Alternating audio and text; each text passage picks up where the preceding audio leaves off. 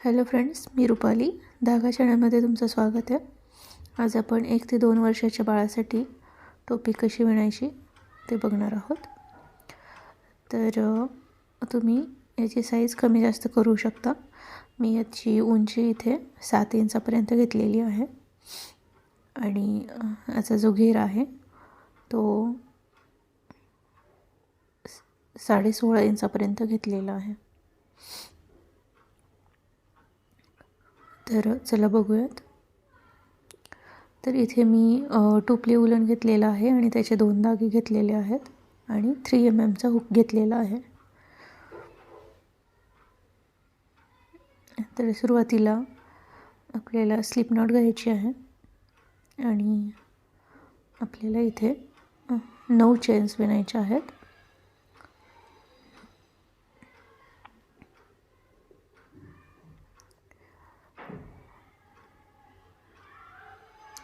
तर टोपीची जी पट्टी आहे ती आपण इथं विणणार आहोत.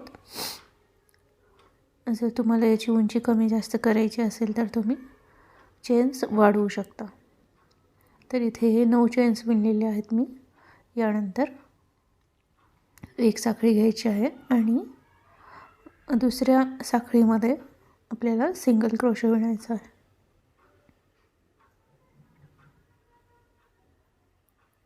तर इथे 9 चेन्स घेतलेल्या आहेत आणि दुसऱ्या साखळीपासून आपल्याला सिंगल क्रोशे घ्यायचे आहेत. तर इथे एकूण 8 सिंगल क्रोशे आपले होतील.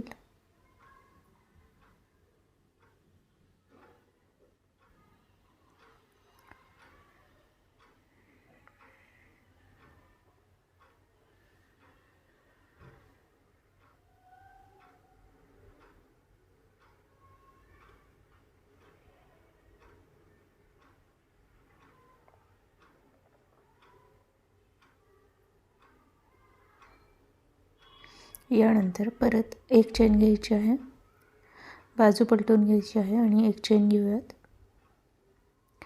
आणि बॅक लूपमध्ये जी साखळी आहे पुढची त्याच्या मागच्या धाग्यांमध्ये आपल्याला सिंगल क्रोशे विणायचे आहेत.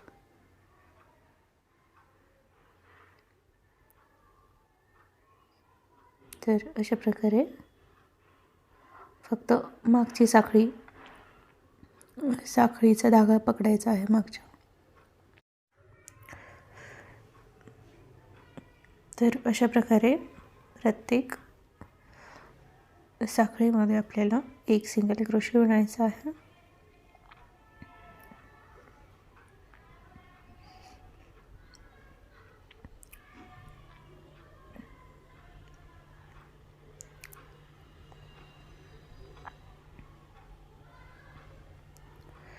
तर हा शेवटच्या साखळीमध्ये एक सिंगल क्रोशे. यानंतर बाजू पलटून घ्यायची आहे आणि एक साखळी विणायची आहे. तर अशा प्रकारे आपल्याला हे रो रिपीट करायचे आहेत. परत मागच्या साखळीमध्येच आपल्याला सिंगल क्रोशे विणायचे आहेत. तर जेवढा तुमचा टोपीचा घेर तुम्ही घेत आहात तेवढा घेर होईपर्यंत आपल्याला हे रोज रिपीट करायचे आहेत आणि हे रोज समसंख्येमध्ये विणायचे आहेत. तर असेच हे समसंख्येमध्ये विणून घ्यायचे आहेत. तर इथं मी हे समसंख्येमध्ये विणून घेतलेले आहेत. आपला जो घेर आहे टोपीचा 16.5 इंचापर्यंत, तर हे अशा प्रकारे विणलेले आहेत.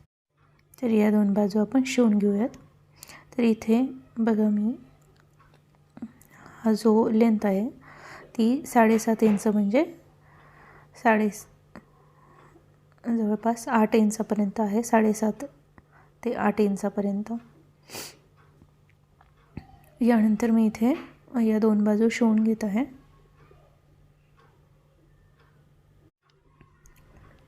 तर प्रत्येक साखळीमध्ये एक स्लिप नॉट घ्यायची आहे. या बाजूची एक साखळी आणि दुसऱ्या बाजूची एक साखळी अशी मिळून.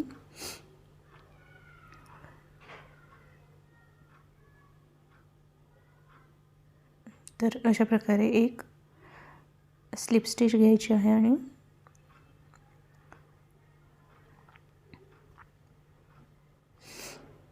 ही बाजू आपल्याला बंद करून घ्यायची आहे.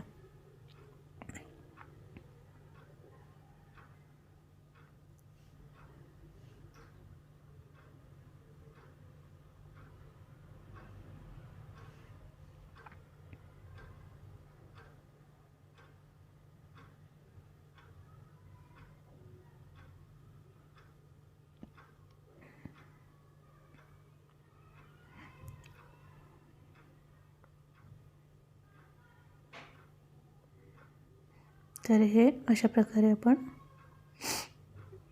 शेवटपर्यंत विणून घ्यायचं आहे, शिवून घ्यायचं आहे.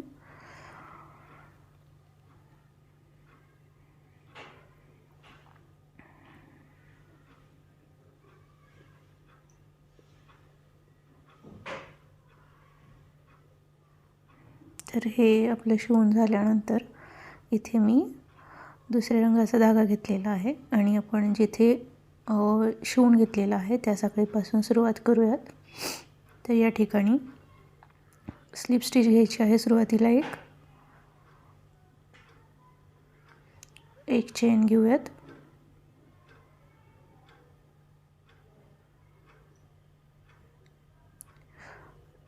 एक सिंगल क्रोशे घेतलेला आहे आणि हे जे रो आहेत आता, तर या रोवरती प्रत्येक रोवरती एक सिंगल क्रोशे विणायचा आहे आपल्याला.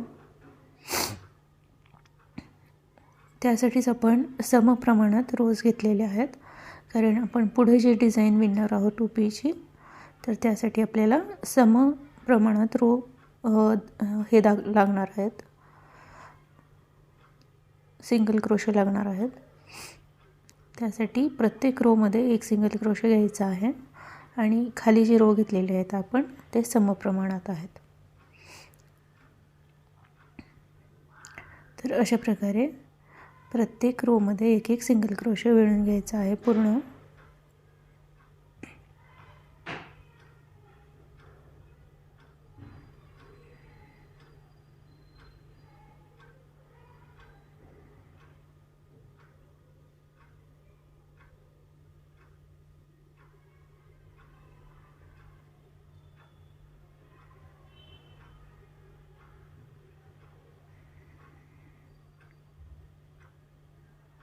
तर हेच आपण अशा प्रकारे रिपीट करून घ्यायचं आहे.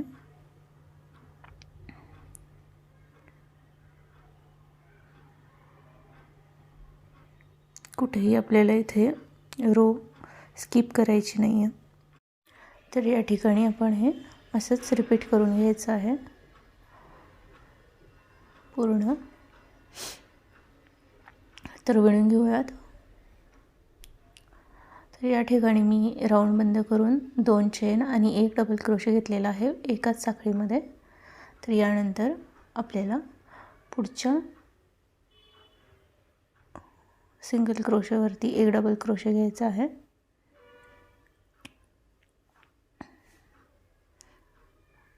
आणि पुढचा जो सिंगल क्रोशा आहे त्याच्या मध्ये आपल्याला एक फ्रंट पोस्ट डबल क्रोशे विणायचा आहे.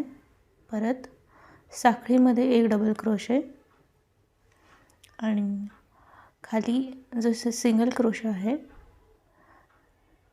या सिंगल क्रोशेमधून आपल्याला 1 डबल क्रोशे म्हणजे फ्रंट पोस्ट डबल क्रोशे आपल्याला इथं घ्यायचे आहेत. तर एक साखळीमधून घ्यायचा आहे डबल क्रोशे आणि एक सिंगल क्रोशेमधून घ्यायचा आहे खालच्या साईडने.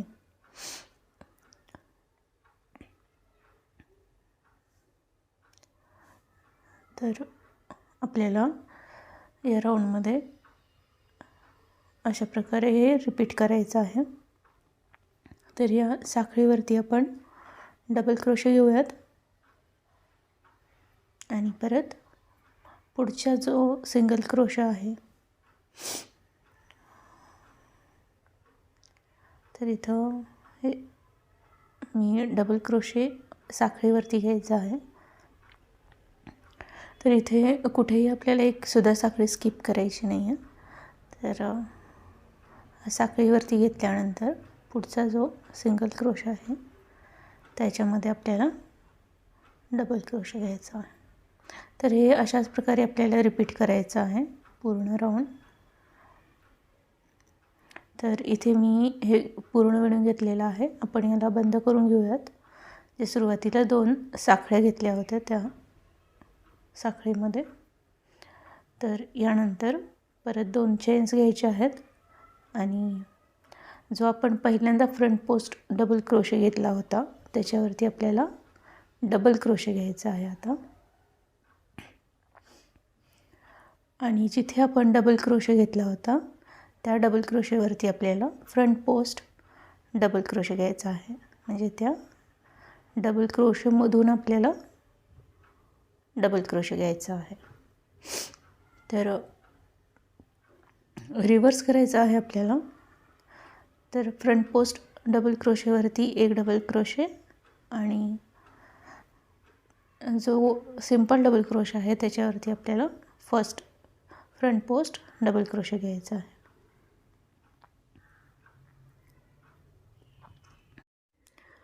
तर इथे आपण हे 2 राऊंड रिपीट करणार आहोत.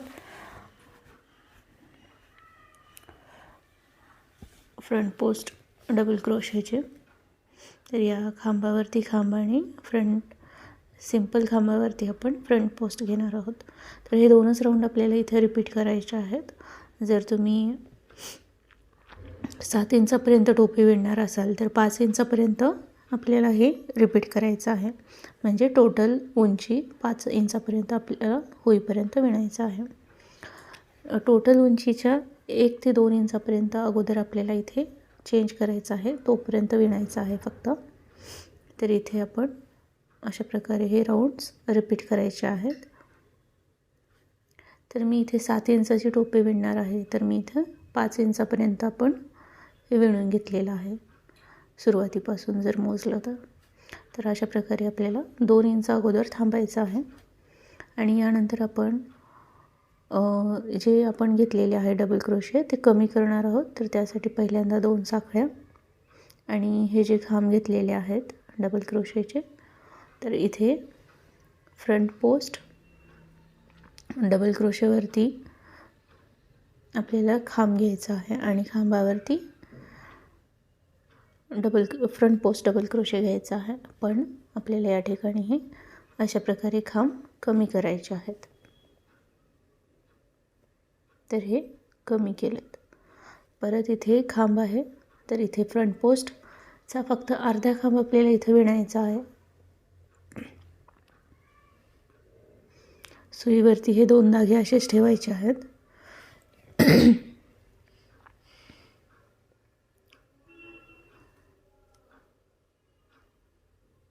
तर हे 2 धागे असेच ठेवायचे आहेत आणि परत डबल क्रोशे विणायचा आहे.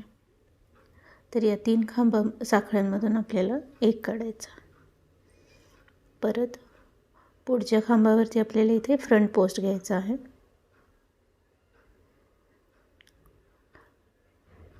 तर हा आपल्याला डिक्रीज करायचे आहेत, इथे कमी करायचे आहेत खांब. त्यासाठी आपण हा राऊंड विणत आहोत.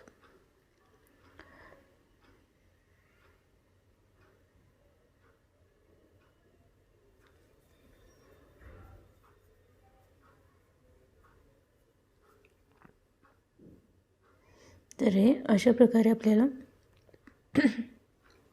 कमी करत जायचे आहेत. तर हा राऊंड आपल्याला अशा प्रकारे विणून घ्यायचा आहे.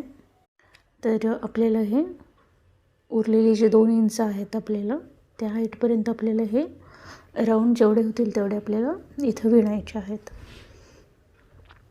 तर या ठिकाणी मी हे विणून घेतलेले आहेत आणि जो शेवटचा थोडासा ओपन राहिलेला भाग आहे तो आपण इथे शिवून घेणार आहोत. तर हा जो उलनचा धागा आहे तो मी इथे जास्तीचा सोडलेला आहे आणि याला सुईमध्ये ओवून घेतलेला आहे. आणि अशा प्रकारे आपण याच्यामधून धागा काढून घ्यायचा आहे प्रत्येक खांबाच्या मधून आणि याला गच्च आवळून घ्यायचं आहे नंतर.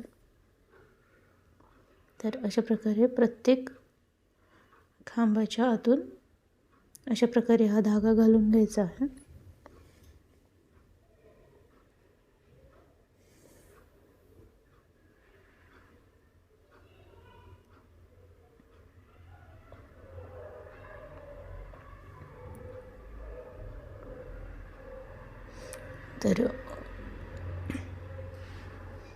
तर इथे मी हा धागा ओढून घेतलेला आहे आणि आपल्याला याला उलट्या दिशेने आतल्या बाजूने शिवून आपल्याला याला गच्च करून घ्यायचं आहे. तर या ठिकाणी हे जे उरलेलं ओपन जो भाग होता तो आपण याला ओढून बंद करून घ्यायचा आहे. जेवढं शक्य असेल तेवढं तुम्ही त्याला बंद करून शिवून घेऊ शकता. तर इथे हा जो थोडासा भाग उरलेला आहे धागा तो मी शिवून घेते.